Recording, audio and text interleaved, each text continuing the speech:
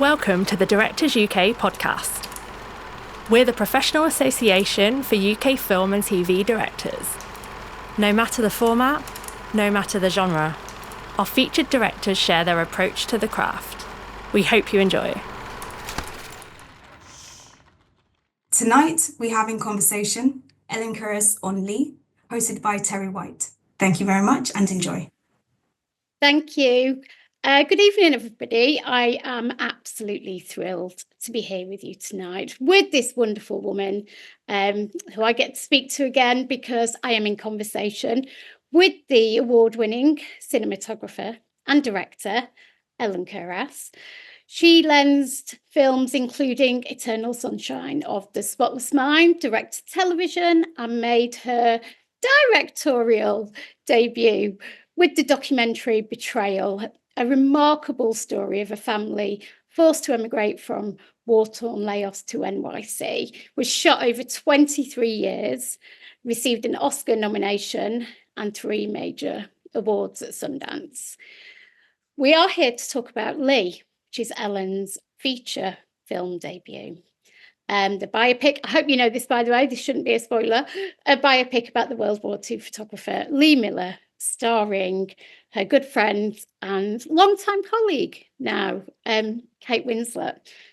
Ellen, thank you for being here with us tonight, all the way from New York City. Thank you so much. Thanks for having me. It's such an honor to be here amongst the UK directors. So thanks for having me. This is a good crowd. Big pressure. So let's talk about Lee. And we've spoken about this before, but you first came to Lee Miller's work when you were a gallery assistant in Paris, right, years ago. Oh my God, that was what was it that you responded to years and years and years ago? What was it you responded to in Lee's work? Well, you know, I was really interested in propaganda at the time. I was studying in France and I was studying what creates meaning. I was really interested in photography, having taken a class at the Rhode Island School of Design and Photography. I was just really interested in, so why are people affected by photographs? You know, what is it? What creates meaning in photographs? It's not only the, the layout or the, the content, but, the graphics or whatever goes into making a photograph, color. Why is it that we're drawn in for certain reasons and for other reasons? And it drew me to propaganda. So that's why I was there studying, and I was interested in Lee's work because she was experimenting in surrealism. She was part of a surrealist group that, was comprised of different people like Paul Eluard, who was a poet, Man Ray, many of us know Man Ray, Picasso himself, where they were dissecting what was in front of them and putting together unusual parts. And I always found that really fascinating, is when you take 2 disparate things and you put them together and they create a third meaning. So that's why I was really interested in Lee's work. And it was one of the first photography galleries that had ever opened in the world. And here I was able to look at her work firsthand. And so I started looking into a lot more of her work. And I didn't really know about her war work until later, or her war background as a war correspondent, because she actually did write a lot as well. So for me, Lee was always someone that I looked up to as a role model, and back then when I first started in cinematography, there weren't that many women there. So she was one of the people who was so fierce and bold and dedicated to trying to find the truth and tell the truth. Mm. And it was many years later, and we'll probably come to this because you and Kate both kind of had your own fascinations with Lee Miller and her work, and kind of there were different things over the years. I know Kate had a table at one point that had been Lee Miller's, but Kate came to New York with a script for a Lee Miller film. What was your immediate reaction when she handed it to you? Because I think you had noticed some kind of physical similarity between the 2 women. between Kate and Lee Miller, I noticed it years before when we were doing Eternal Sunshine of the Spotless Mind, and when she wasn't in her Clementine wild hair color, she did have this great resemblance to Lee, not only in how she looked, but also in her countenance and how she, she always has that kind of fierceness and that boldness too. But I think it was when I was looking back at the script in 2018, when she came to New York and she gave me the script, I had been working on the time about a script about Emily Dickinson. So I was familiar with biopics. And when she gave me the script, she says, "Elle, I've been working on the script about Lee Miller." And I was really taken aback because I didn't know that she had been working on the script for the past 5 years. And we were very much in close contact. And she said, "I know that you've been directing a lot of high-end television and I know that you've been looking at features. Would you consider directing this?" And it was really interesting because and of course I said, yes, we've been looking for a project to work on together. But when I read the script, I said to myself, it's not a script yet. And I think we all as directors, when we first have the first reading of a script and we get into the world of what we're seeing in our mind's eye and what we're hearing and what we're feeling and just feeling the development of the characters, you start trying to put together the pieces of the movie. And for me, I saw that there was a lot of great material there, but it was very much in biopic mode, which is a common pitfall that people run into when they're trying to put together the story about a real person or one person. How do you tell their story? And I said to Kate, there's lots of great stuff here, but it's not a script yet. We need to give it some structure so that the script or the movie, the film, has its own beginning, middle, and end, so that it comes full circle. So when we start out, there's a thematic thesis in the very beginning of the film. What is this film about? Is it just about her life? Then that's a traditional biopic. But we both had discussed that we didn't want it to be that way. And also we needed to reshape and redevelop the character a little bit, because the character was very much Lee Miller, who could do no wrong. Here she was heroic, bold, sexy. But I said, we need to see the other side of her. We need to see her pathos. We need to see what makes her vulnerable. And so that's when we started trying to get back into the script again to try and figure out how we were going to put that structure in. And I said to Kate, let's try and find someone who is a screenplay writer, because she had worked very closely with Marion Hume, who's a writer that she's known for many, many years. John Cawley was also part of the development of that particular script, who came from the producer, Troy Lum, from Australia. And I said, let's bring in someone who's actually used to writing a script and who has a female perspective, so that we can shape it and give it a definitive point of view. And that's when, after 4 months of searching, Kate called me and she said, "Oh, I just met this writer, Liz Hannah, who wrote The Post. She's excited about the project. Can you meet her?" And as it turns out, I was in LA. So I met with Liz the next day and we just really hit it off. And when I talked to her about that, I said, read the script with this in mind, that we need to bring a structure to it. But I think a lot of us fall into that pitfall of, you get so engrossed in the minutia of the details of the story without having the bigger picture. And that was the other thing that I would really pressed, that we really needed to develop, was the bigger picture behind the story. I mean, so many scripts I read and I go, well, it's an interesting story, but what's it about? What's the bigger picture behind the story? And that's when we really took a lot of care to look at the period that we were going to be talking about. And in Lee's case, right before the beginning of World War II. It was a critical time. And I think that we're all in that time right now, which is ironic that here we are, on the we're right on the border of looking into a political turmoil around the world. And so that was part of the reason why we chose that particular period, was for the bigger picture. And there had been attempts, right, to make films about Lee before, and that had focused on very much different things. And I suppose in many respects, you'll see if you Google Lee Miller, it's X model, it's certain descriptors come up from her. So when you were coming up with that through line, was it almost knowing what you didn't want it to be, and the areas of her life or the times of her life you didn't want to cover? Yeah, and that's a very perceptive question, because that was something that we really seriously considered throughout. So many of the stories that had been attempted to be about Lee were as a muse of Man Ray. And we knew that we didn't want to see her through a man's life. She has her own life.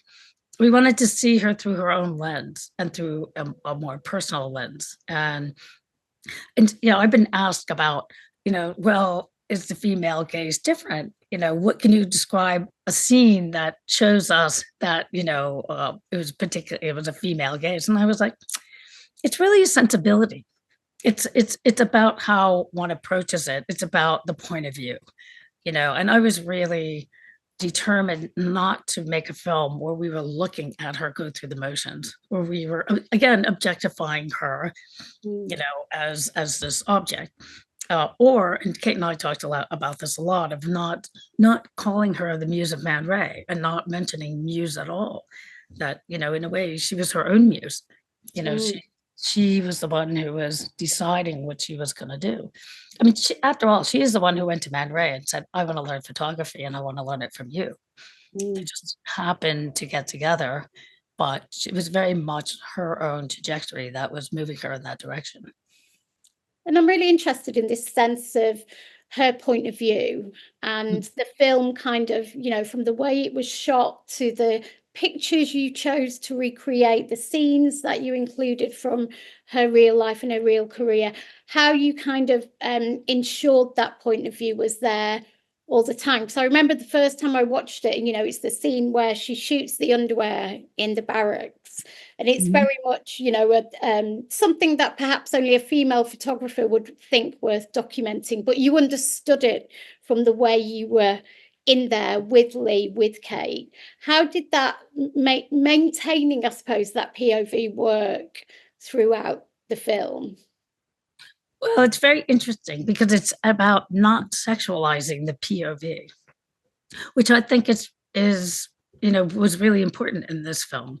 And, for me, from all the years of being a cinematographer, one of the key questions I would ask to the directors I would work with is, what's the point of view of this film?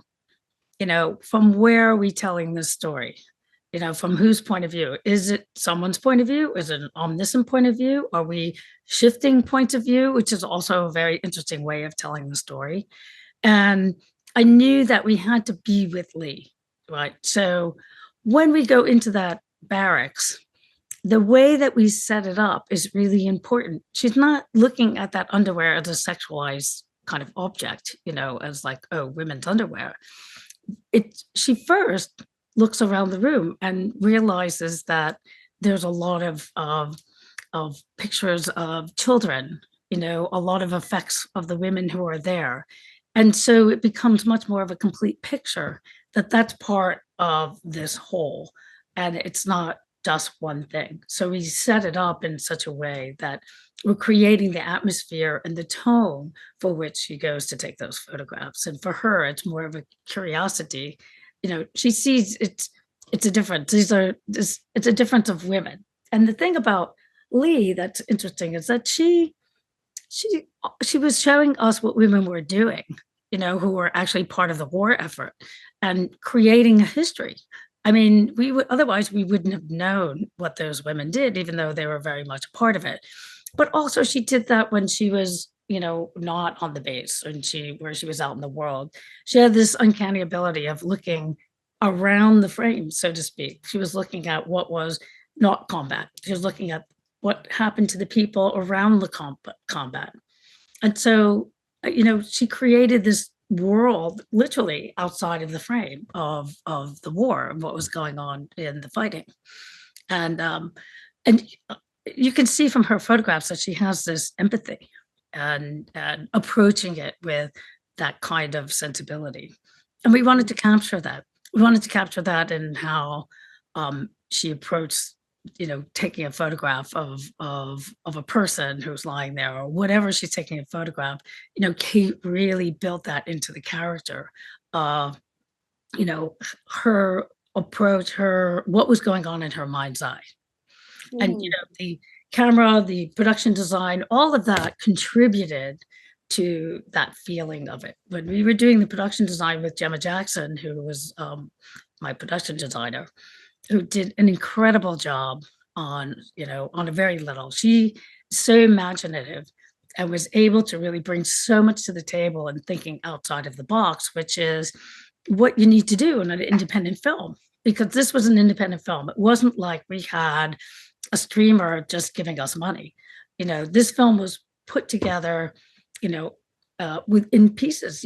People contributed, and it was sold. The rights were sold all over the world, and literally, really a labor of love, of people coming together and saying, "Okay, how can we make this work?" It's a problem solving. We always were problem solving wherever we went, and that, to me, I think, is part of filmmaking. Gemma and I were trying to figure out how are we going to show San Malo. San Malo as a location was really difficult. We couldn't find it in Hungary. We couldn't find it in Croatia. We couldn't find it in England, even though we really couldn't shoot in England. We shot in England one day because it was expensive. So we were always trying to figure out how are we going to be able to do this. And it was Gemma, because I got COVID during my director scouting for 5 days. And Gemma went out, we were in Croatia, and she went to this old 5-star hotel that had been bombed out during the Bosnian War. That was in Croatia, on the Croatian side. And it was overgrown. And yet what was really interesting about it is it had a lot of 19th century details. And I had done a lot of research about San Malo, not only where the castle was, and it's a walled, it's part of a walled city next to the sea in northern France. So it's really difficult to try and find that kind of look. We were in Dubrovnik, but the castles were way, didn't look anything like northern France. But we did know in the area where Lee actually was and where she took these photographs from were 19th century buildings. And so Gemma called me up and she said, "You're not going to believe this. I think I found San Malo here in Croatia." And so as soon as I could, I went to the location. And even though it was overgrown, I could see what she was talking about. And I said, "Gemma, you're absolutely right. We can make this like our backlot if we can, destroy part of the building." It was already partially destroyed in the real war. So we had a lot to work with bullet holes in the plaster. And then she took it and then transformed it even more. I mean, it's really so different from when we first saw the location to what she transformed it to. That's the power of having someone who is a gifted production designer who has the ability to be able to think out of the box and think beyond, because we didn't have money for a lot of VFX. And I didn't want to rely upon VFX, because I really believe in doing things in camera, as you know, from Eternal Sunshine, to try and do as much as you can in front of the camera so that it feels real, it feels tactile, you feel it breathing. And I do actually, I'm just going to dive right into talking about a couple of the scenes, the more challenging scenes and places where, you really did kind of have to use ingenuity in terms of location. So obviously there's a Dachau scene, and that was part VFX. And can you talk about your approach to that? Because I know you had a very kind of singular view of how that should be kind of where and how that should be shot. You mean in terms of the countries that we chose? In terms of, I know that you kind of didn't want to do it. I think you said before, literally, that you wanted to kind of find somewhere that could, and it was more about the perspective and the emotion of the scene. So when you think about, location scouting and what to look for and the kind of brief that you want to give the location scouts, I mean, for me, always throughout my career as a cinematographer, because I think I came to cinematography as a director, actually, because I couldn't get the material I wanted. And my first shoots that I was doing on The Betrayal, I didn't know anything at the time. I mean, I just wanted to be a filmmaker, and I wanted to make films that had political, bigger backstories to them. So I was into the Battle of Algiers, Z, and Missing, and these kind of. I was very much more into European films and the way that European films use all of the elements of film, cinema language as a metaphor. It's like, how do you tell something to represent the feeling or represent the story? And so I hired a cinematographer, and this is a little bit of a tangent, but I hired a cinematographer to shoot with me for 4 days. And this is, I think I was 22, and I didn't know anything. He was a really nice guy, shot commercials. We went for 4 days. I talked to him about what I was looking for. And when we got the dailies back, which were on film, I looking at on the steam back, and I thought, well, they're nicely shot. They're interesting shots, but they don't mean anything to me. There wasn't a story there. And so I realized I didn't really know what it was at that point, but I realize now that it was kind of the beginning of my search for meaning, of using the camera to tell the story meaningfully, to use the camera as a metaphor, so that whenever you pan the camera, it means something. It's just not arbitrary, or shots are just not arbitrary unless you're doing a real action film, but there's so many ways that you can tell the story of a film visually. And so when I started making The Betrayal, it was a documentary, but I wanted to mix documentary and fiction together. I was looking for that intersection of, when do you tell something with that you fabricate archival footage, which is what I was trying to do because I couldn't get into Laos, but in the spirit of the truth. And how do they mix with each other where it's not docudrama, but it feels honest and truthful.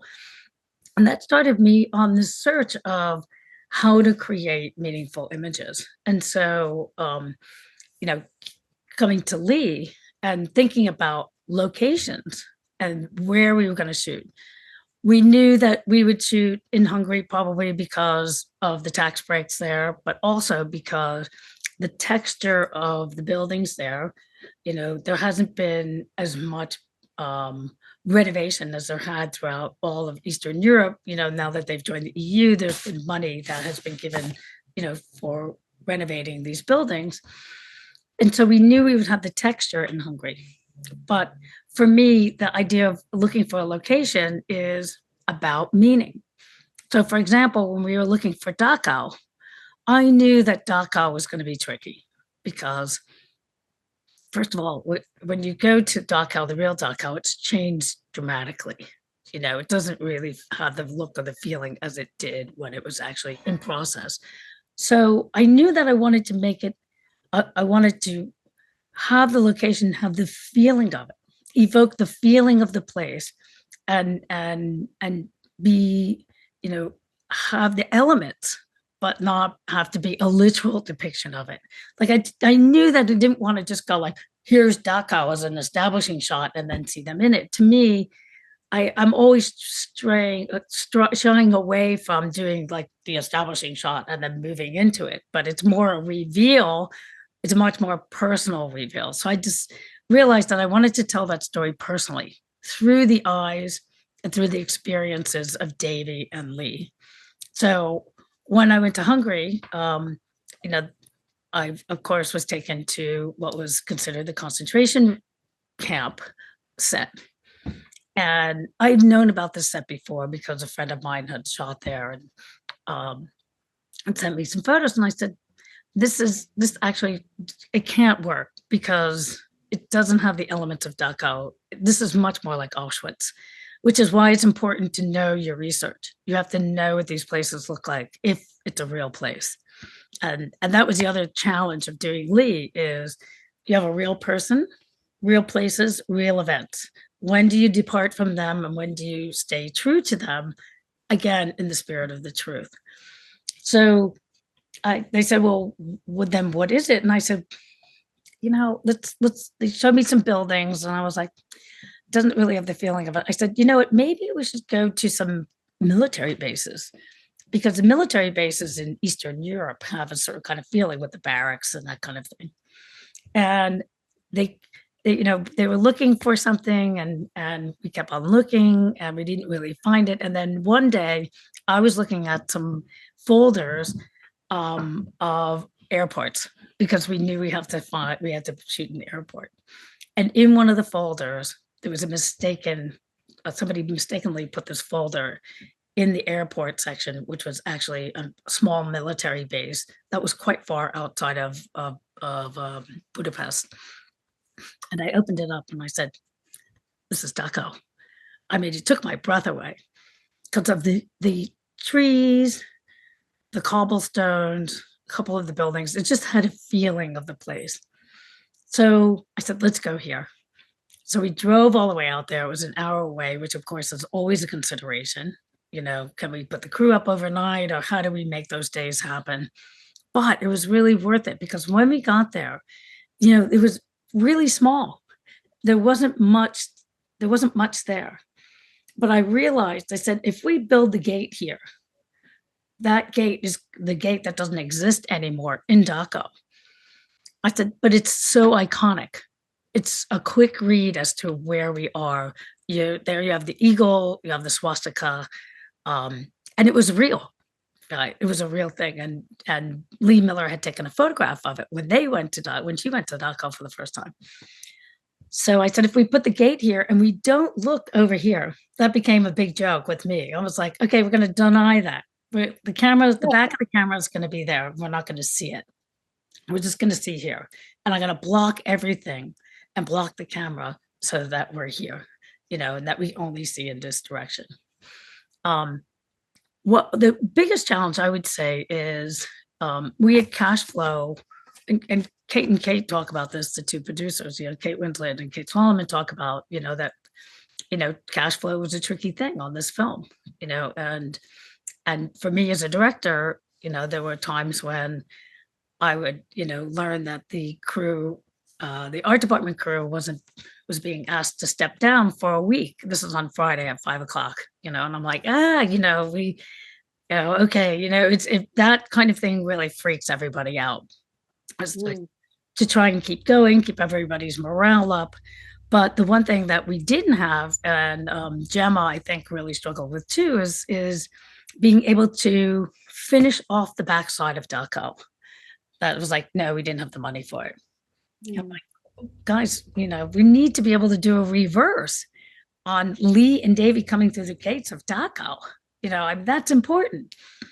But, as much as I struggled, and, I know a lot of directors out there are in the same position, is that, you come up against that wall, and then you have to think again, okay, I'm going to be a problem solver. How do we do this in a way that we're not going to look in that direction? How do we do this? How do you block the scene with the camera and be really specific about all of your shots so that you know exactly what you're doing when you get there, and you're not going to miss it because you already know what it is. And I can't stress that enough, is that I'm always, I write down all the blocking and all the shots, and I shot list everything pretty extensively. I mean, I already know the scene, how the scene unfolds, where the actors need to go in order for me to be able to accomplish that. And for the most part, the actors are really willing to accommodate and, follow the blocking, when they know that it's already part of the main vision. But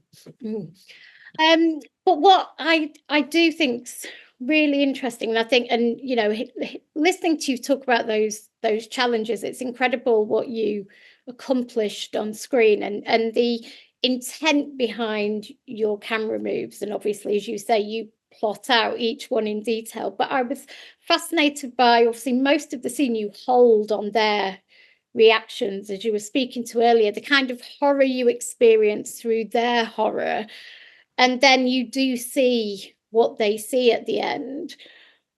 Did you kind of wrestle with your cinematographer, or alone, with whether you would show that? Obviously, it is a really famous image, or whether you just held on their reactions, or was it always going to be the way the shots played out? We knew, Pavel Edelman, who was the DOP, and I spent a lot of time sitting down and talking about shots. And he comes from a Polish tradition of filmmaking. He's Polish, and he's actually a professor at the Wood School of Film. And he shot films with Andrzej Wajda. So he did Katyn, he did The Pianist, he did Ray. He's done a lot of films. He's worked with Steve Zalian, who I worked with on The Night Of. So I asked Steve about Pavel, and he said, "Oh, he's great guy," and I knew he was very talented, but also he was a really good person. And for me, that was really important. And he understood what I was trying to do in terms of the point of view. So, having him be in the same headspace was really important. And also, I know the language of cameras, I know the language of film. So we were able to speak, very much in depth about, what it was. And as I used to ask directors, I would say to Pavel, this is what this scene means. This is what I want to try and say with this scene. So I want to try to get there by blocking it in a certain way. And let's talk about how we can move the camera in ways that are going to help us, be able to tell that story. And he understands that. He was a consummate cinematographer. He really understood storytelling in the way that I needed to. But when we would get on set, he would say, okay, what do you want to do? And I would, of course, have everything written down and have already reviewed it that morning. What I do, and this is something I learned on episodic television, when you have to move so quickly, and sometimes they're shooting 7 and 8 pages a day. What I would do is I'd write down my shot list. So if you have a shot list here, write down my shot list going from the beginning of the film all the way to the end of the film, right? So scenes 1, 2, 3, whatever it is. And then I would break it up according to the one-liner. So on day 1, I would have all the shots for all the scenes that we're doing, and I would just put them on their own pages. So I would rip them off.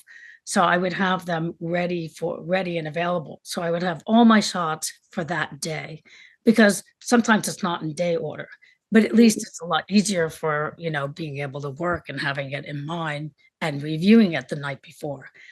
I mean, if we went into Dachau and we didn't have a plan, it would be a mess. I mean, we knew, and he knew, that we wanted to I wanted to do it with Steadicam, because I knew that it needed to feel otherworldly.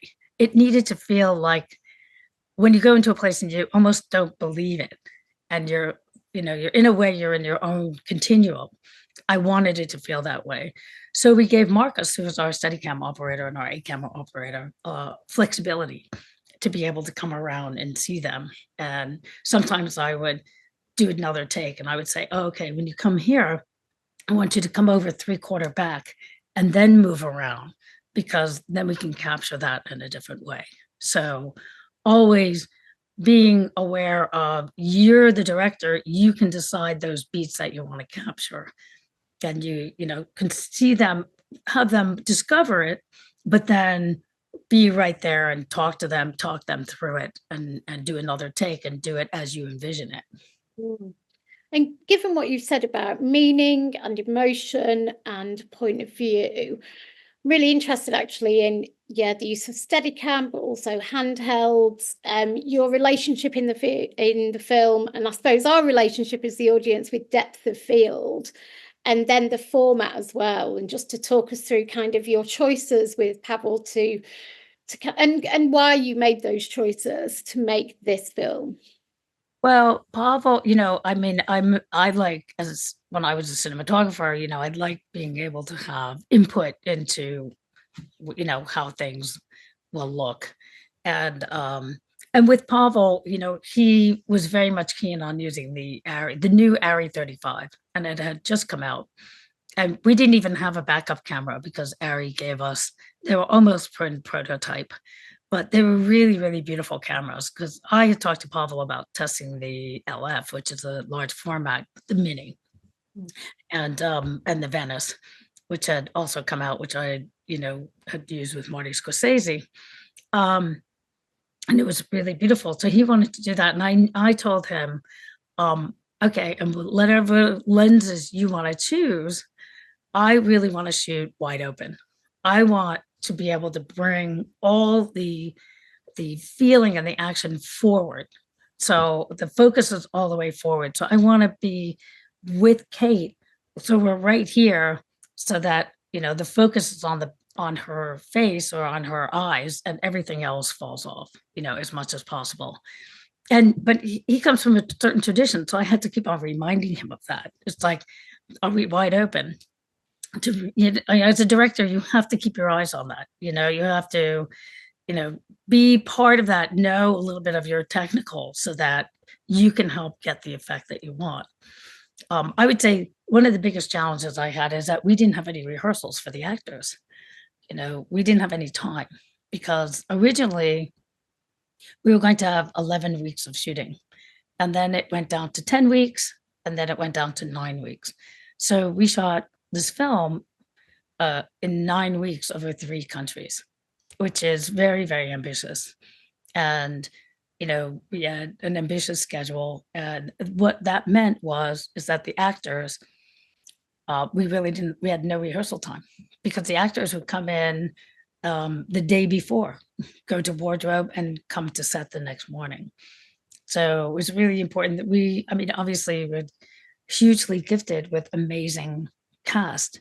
Marion Cotillard is a consummate professional actor, who's just amazing and brought so much to it. And the challenges of schedule, where I looked at the schedule, and the first week of shooting, which was insane. Even for someone like me who's done so many movies and done a lot of shooting, it's, even for me, I said, wow, this is a lot. And of course, being the first time that I'm directing a feature, but being out there where the first 2 days we had all the war stuff. So I had to be absolutely prepped with all the special effects team and everybody about what was going to happen on those first 2 days, because, we had the stunt performer, we had explosions going off, we had background extras. It was the first time, of course, that we're establishing the look. So here we were, it was San Malo, and this is why the story is really important to understand and to know that you're telling the story not only with the location that you choose, but also the makeup and the wardrobe. So when the guys first came out, the background GIs, when they first came out, they were all really clean. And I said, no, guys, let's put a whole lot of mud all over them. They've been camped out in this hotel in San Malo now for 2 months, 3 months. They haven't washed, they haven't bathed, who knows what they smell like, So we want to be able to feel that. So it's just like putting mud on everyone. It was very much like Edward Berger did in All Quiet on the Western Front. And the wardrobe and the makeup department on that film, accomplished huge strides in being able to tell a convincing story. Again, it's about metaphor. How do you tell the story that they've been, out in the middle of the field for so long? It's part of that is the wardrobe, and that it being caked with mud. So that was the first day when everybody came in, and Kate, we had 1 day of rehearsal. It was a half day of rehearsal. It was the day before. And we were trying to go through when Arinze comes and grabs her when there's an explosion. She runs through the war scene and she goes behind the sandbags, and he grabs her after the explosion and grabs her and puts her inside the hotel. And we did a couple of takes, and on one of the takes, Kate slips and hurts her back. I'm like, oh my God, it's like just when you see your life flash in front of your eyes, It's only Kate Winslet. Don't worry about her Hop 6. And she did, I mean, I spoke to her about this, and she did, I mean, she really gave it a bit of a battering, didn't she? But she was aware, as you were, about kind of the stakes, I suppose, and how tight everything was. And I think she thought it was a gift from Lee Miller, because Lee Miller had a bad back in her lifetime, and she was convinced it was a sign from Lee, but she just pretty much carried on, right? Yeah, she did. I mean, which was insane, because she was really hurt. So part of my job was working with Richard Stiles, my AD, to be able to. Richard was incredible. I couldn't have done this film without him. Trying to figure out when we would bring the stunt person in to run, what Kate could do, what she couldn't do, how to make it look convincing, because we all know, we want that to feel authentic and to feel like it's really her doing all the work. And Kate is the kind of person where she wants to do all of her stunts. So, it was tricky getting through those first days. And then we, so getting back to Marion Cotillard, so that was Monday and Tuesday. Wednesday, we had the head shaving scene with all of the extras.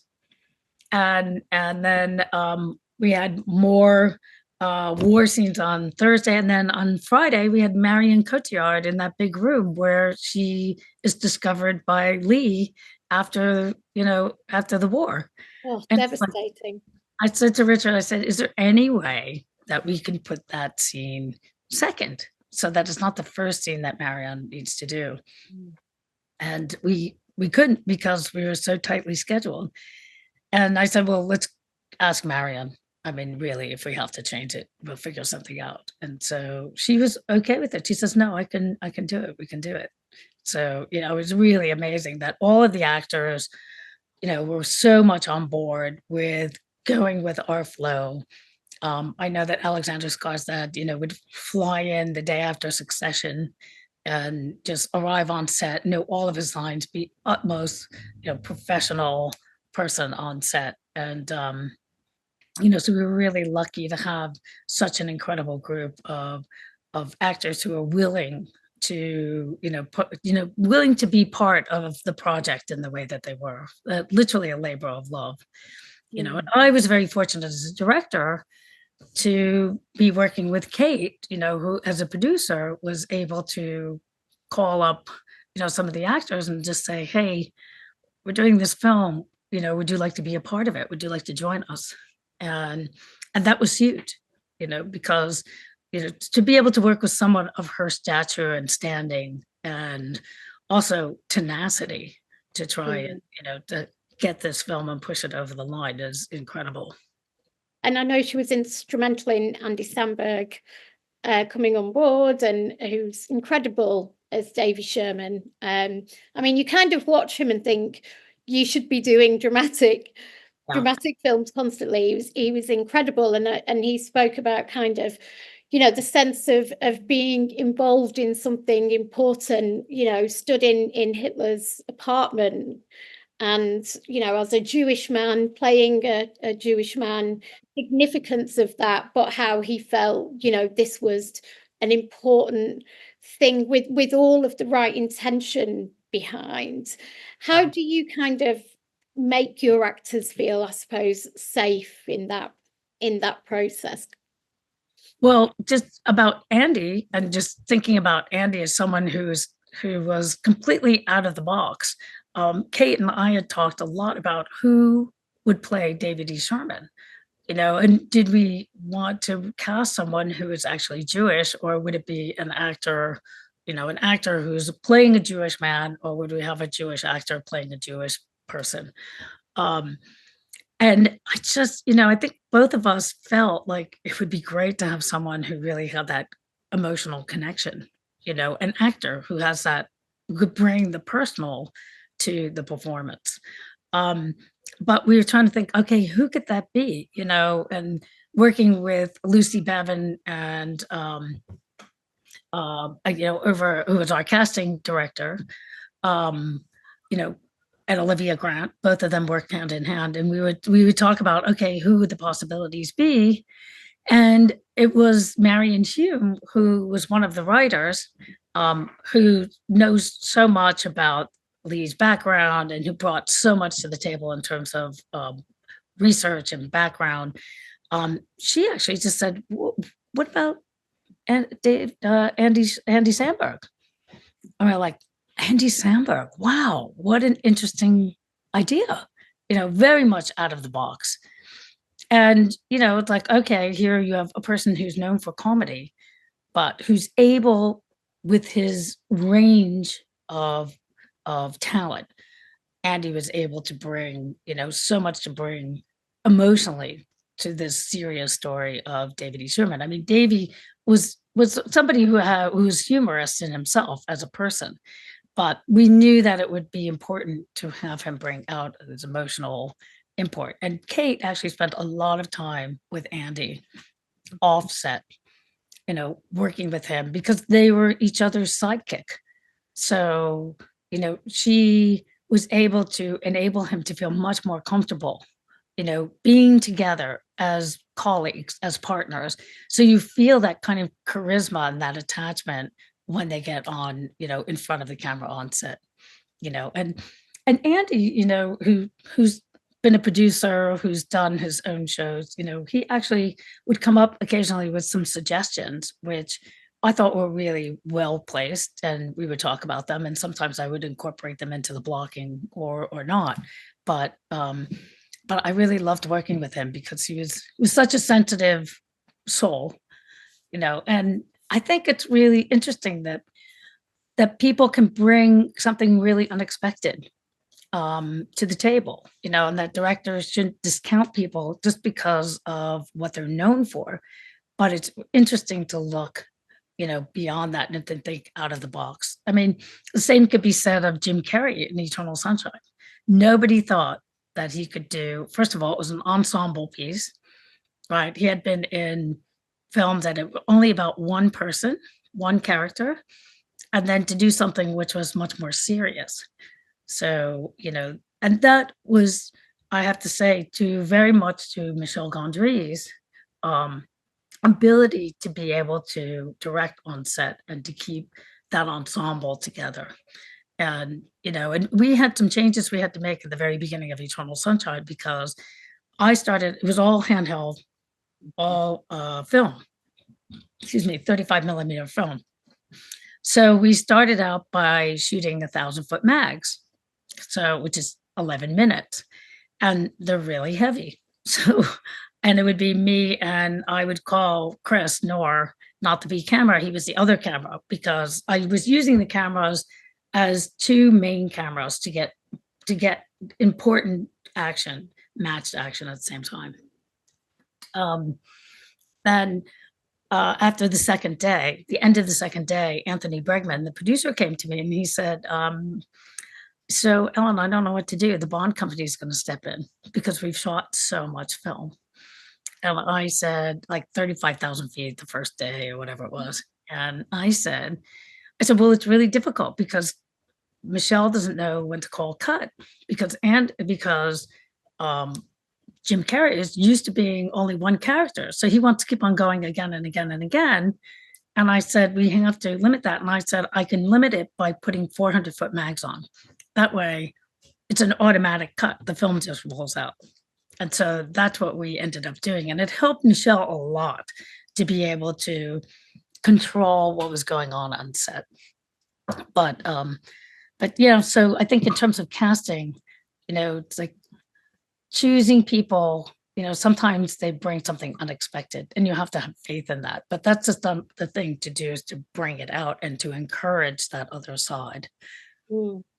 I mean, we are going to move to members' questions, but on one final point on Andy, which is you talked earlier about shifting perspectives and points of view, and that there's a moment in Hitler's apartment where you're with Lee and then it pans to Davy and you suddenly see what he's seeing and feeling. And I think for me, that's one of the most effective kind of shifts in POVs in the film. It's devastating. It's the bit in the film that always makes me cry my eyes. I feel a bit emotional just talking about it now, but we'll go to members' questions because we have got a couple here. We've got a question which says, thank you for the wonderful film. What keeps you from being overwhelmed at the sheer scale of a project when you first sign on? And do you have any advice for new directors just starting out? I do think that with any project, you can imagine Eternal Sunshine, actually, because it was all out of order. There was no reasonable order. But with a project the size of Lee, where there are lots of moving parts, the most important thing to do is to sit down and break it down.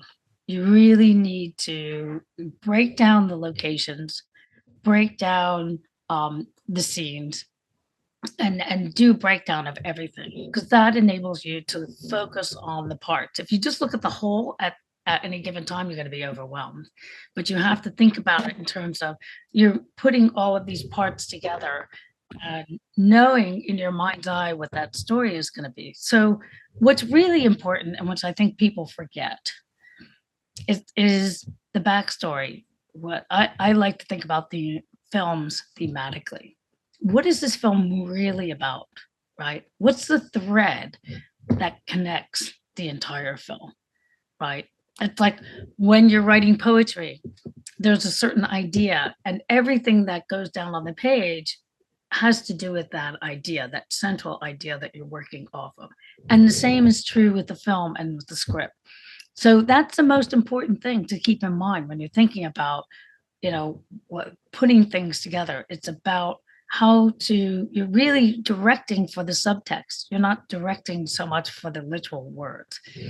So for me, the best scripts are when a character can be speaking in very mundane terms, but what they're talking about is basically double entendre, and they're talking about something which is what the movie is about, and something completely different. And it's a fine craft to be able to do that. It's a certain kind of film, of course. But I think it's really important when you go through your script to think about each scene has a beginning, middle, and an end. So why is the scene there? What's the meaning of this scene? What do you want to say with this scene? Why does it exist, right? I mean, the scene's written for a reason. Otherwise, you could take it out, right? And ultimately, you will take it out on when you get it in the editing room if it doesn't contribute to some sort of aspect of the story, right? So it's important to understand what that is as a director, because it's important for you then to convey that to your director of photography, to your production designer, to the wardrobe designer, to costume designer, so that they understand what you're going for in terms of the meaning. And I would think of things too, one of the most important things is when you first start out too, besides breaking down your script and thinking about what you want to say, is when you go location scouting, when you direct your location scout, to think about, what's the location I'm looking for? What does it mean, right? So when we were looking for the German border, right, we knew we needed to have the scene where they cross over into Germany during their trip. And in a way, the film becomes a road movie in some ways, right, at that point.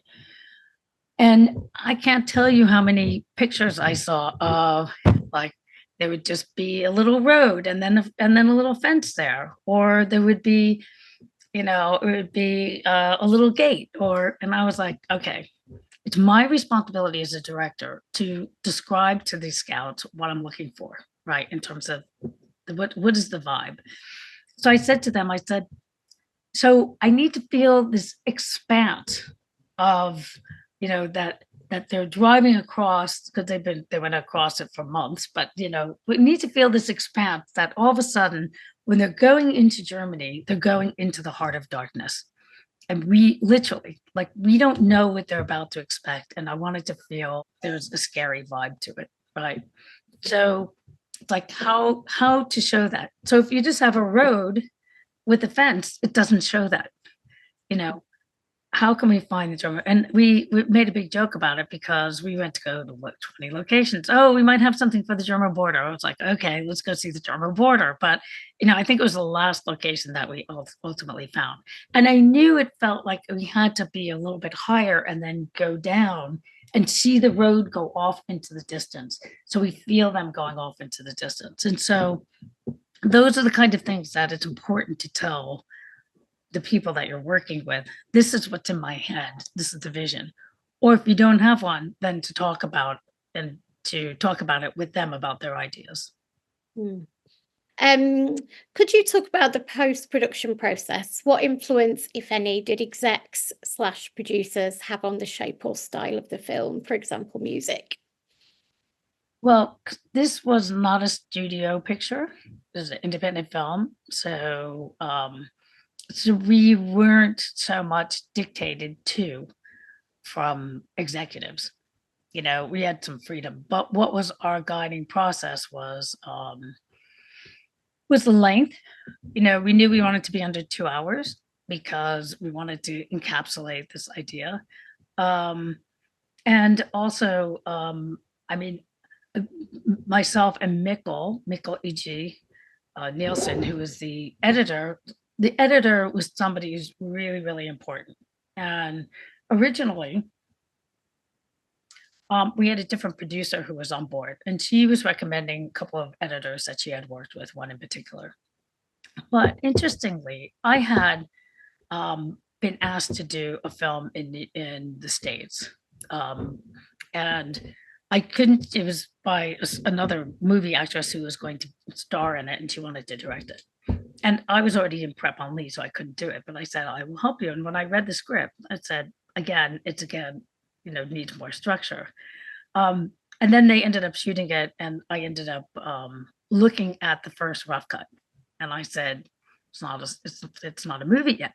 It didn't have a beginning, middle, and end. It was just a series of events. This happens, and that happens, and this happens. And so you go, okay, so what? So I knew the pitfalls of where not to go. So I said, you really need to find some more structure.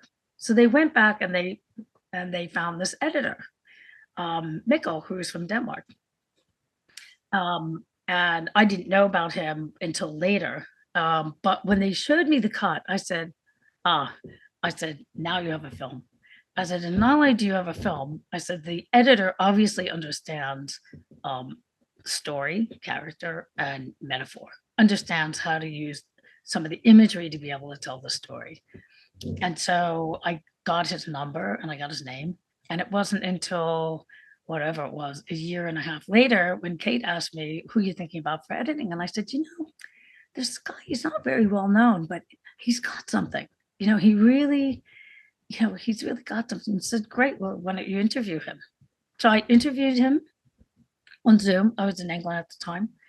He really prepared questions, he prepared background. We had an hour and a half long conversation about the film, about the perspective. And I found him, really engaged. And I was like, okay, tag, he's it. And, and he'd been known in the commercial world. I knew him through friends of mine, who had worked with him in the commercial world. And then 6 months later, he won the Academy Award for The Sound of Metal, So, you have to follow your intuition and fight for the people that you want, because then I really had to fight to bring him on, because when our post-production budget became much more tight, it was like, well, can we afford to have him? And I said, we have to have him. He's important in our process. I really trust him. And so then that's when you talk to the editor, you try to make it work out. And that's the thing. It's like, it's always a conversation, and everybody trying to be on board and be part of the same process. So this one says, I'm curious about Josh O'Connor's character who plays Tony. Penrose, obviously her son. I was going to say spoiler, but you've all seen the film, so not a spoiler. What made you decide to use the interview format? Was that something you were involved with when you discussed the script? And we should be clear, actually, right? It was like an 18-month deep dive you did on the script to, working with Kate and with writers. It was a very robust process, wasn't it? Very much so. And so there were elements of the original script that had interview component, but it was much more literal. And it almost felt more documentary in a way. And of course, I've done many documentaries and I knew that this was not going to be a documentary. We really wanted to fictionalize it. We're given the word. But anyway, so it was something that we talked about, and something that Liz Hanna, the director who came in to reshape the structure, really was able to give that its shape that exists right now in the film. And she is the one who came up with the idea at the very end of the film to do the reveal. And I have to say, when I first read that in that draft, it took my breath away. And I was like, wow, it just turned everything around. And I love the idea that suddenly it became much more of a psychological component to the film. You're suddenly in a person's mind's eye. And it said so much about relationship, mother and son relationship to himself, what it meant for him to be dealing with everything that he learned, or the conversation that he always wanted to have but never did have, and how that works in a person's mind. And so, it was really, I thought, brought something very, very special to the film. The amount of heavy lifting it did for me on the front of trauma, and there's a whole 6 hours more of conversation you and I could have, but that's one of the great things about that device, is you didn't need to go into or want to go into necessarily those later chapters of Lee's life, but you're aware, just with the most delicate of touch, the consequence for her. And there's the line where she says, not all scars or not all wounds are visible. The one thing I wanted to just add about Josh O'Connor, who is so supremely talented, is just he brought so much to the table in this character, because he understood that the resolution of his character at the end, became much more sublime and really very.